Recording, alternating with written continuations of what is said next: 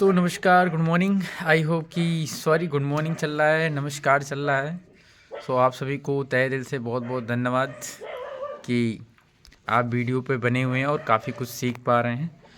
आज की इस वीडियो में जो चीज़ें हम डिस्कस करने वाले हैं कि किस तरीके से चीज़ें जो है इन्वॉल्व हो रही हैं हम सभी के लाइफ में, और किस तरीके से चीज़ें चेंज हो रही हैं और बहुत ही फास्ट ग्रोथ हो रही है हम सभी की लाइफ में, और किस तरीके से आने वाली जो नेक्स्ट जनरेशन है या नेक्स्ट डाउन टू 10 ईयर्स और 20 ईयर्स की अगर बात करें तो काफ़ी इंटरेस्टिंग से होने वाला। हम 2025 में एंटर कर चुके हैं, 21वीं सदी का 25वां साल जो कि चल रहा है। तो इसमें हम लोग क्या कुछ बेहतर कर सकते हैं फाइनेंशियली और सामाजिक तौर पर, किस तरीके से कुछ बेहतर हो सके इस 2025 के अंदर।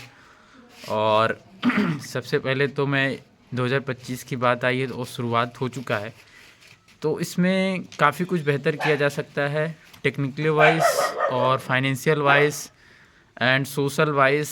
काफ़ी कुछ बेहतर किया जा सकता है, और इस डिजिटल एरा में तो बेहतर किया जा सकता है। उसके लिए हमें पेशेंस रखने की ज़रूरत है और एक लॉन्ग टर्म गोल बनाने की आवश्यकता है, बिकॉज़ कि आने वाली जो 5 साल है 2030 एंड 40 से 50 की जो बात हो रही है, 2047 तक जो विज़न है कि एक डेवलप कंट्री बनना चाहिए भारत देश, तो उस दिशा में अगर हमें आगे बढ़ना है, उसी का जो इंफ्रास्ट्रक्चर है वो पूरी तरीके से रेडी है।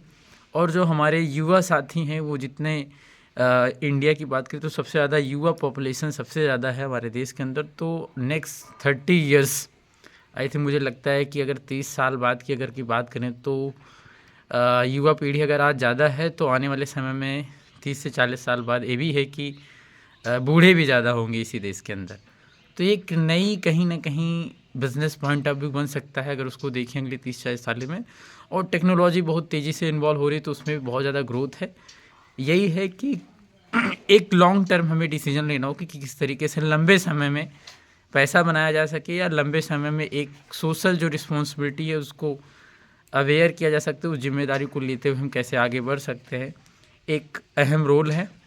दूसरी बात, जो पलायन का कल्चर चल चुका है, ये भी एक अपने आप में एक अहम मुद्दा है कि इसको किस तरीके से हम डिप्लॉय कर सकते हैं, या उसको उसी पोजीशन पे या उसी स्थान पे कैसे हम उसको और जॉब क्रिएट कर सकते हैं। इस पर भी आई थिंक मुझे लगता है कि विचार करने की आवश्यकता है। अगर आई थिंक इस पर विचार किया जाए तो डेफिनेटली इस पर कहीं ना कहीं रिजल्ट आ सकता है, क्योंकि जिस तरीके से एआई और एमएल पर काम हो रहा है, 2015 में आई थिंक उसकी स्टेबलाइजेशन हुआ था। आई थिंक नवंबर की बात है, शायद नवंबर या दिसंबर में हुआ था, और आज उसको हो गया है 9 साल लगभग। इस 9 साल के करियर में एआई और एमएल ने काफ़ी ग्रोथ करी है, और पिछले 2 सालों में सबसे ज़्यादा ग्रोथ करी है। जिस हिसाब से ओपन एआई ने एआई जैसे टेक्नोलॉजी को लेकर के आया, जो सेकंडों में बहुत सारा ईमेल्स और जिसको लिखने में करीब महीनों भी लग जाते हैं, उसको आज सेकंडों में मिल पा रहा है। तो आई थिंक इसकी बहुत ज़्यादा ग्रोथ है और भविष्य में इसकी बहुत ज़्यादा डिमांड रहेगी हर एक क्षेत्र में। तो इस पर अगर हम काम करेंगे हम सभी मिल करके, तो डेफिनेटली जिस तरीके से पिछले 15 सालों की अगर बात करें, पिछले 10 सालों की अगर बात करें, थोड़ा सा पीछे जाए 2016-17 में जब नेट का जो है इंटरनेट का बूम आया, तो उसमें काफ़ी लोगों ने पिछले 4-5 सालों में ज़्यादा सोशल मीडिया से फेमस हुए हैं। तो एक है कि इंफ्रास्ट्रक्चर हमारा रेडी हो चुका है 2025 में, और हमें ये देखना है कि अगले 5 साल 2025 से लेकर के 30 साल की इस 5 साल के करियर में किस तरीके से हम ग्रोथ ले सकते हैं, as well as financial term में, as well as social term में, एज़ वेल एज़ अगर इस चीज़ को देखा जाए तो किस तरीके से हम बेहतर कर सकते हैं।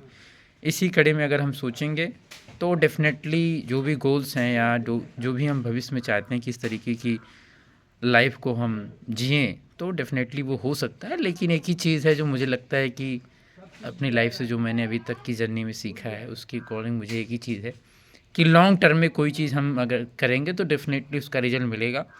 अदरवाइज़ फिर हम इधर और इधर टहलते रहेंगे तो उससे ग्रोथ नहीं आएगी। एक जगह टिक करके आई थिंक बेहतर काम हो सकता है। तो दोस्तों एक ही चीज़ है, लग करके करिए, और तो बहुत सारे रास्ते हैं, चाहे गवर्नमेंट जॉब में जाना हो उस पर भी आपका क्या माइंड करता है काम, आपका माइंड क्या है, आपका नेचर कैसे काम करता है कि आप एक जगह टिक पाते हैं कि नहीं पाते हैं, ये आपको फाइंड आउट करना होगा, खुद से सवाल करना होगा। आज की डेट में हम शायद सवाल करना भूल गए हैं खुद से कि क्या चीज़ है, क्यों है, कैसे है। 3 बड़े सवाल बहुत ज़्यादा इंपॉर्टेंट हैं। एक है क्या, क्यों और कैसे।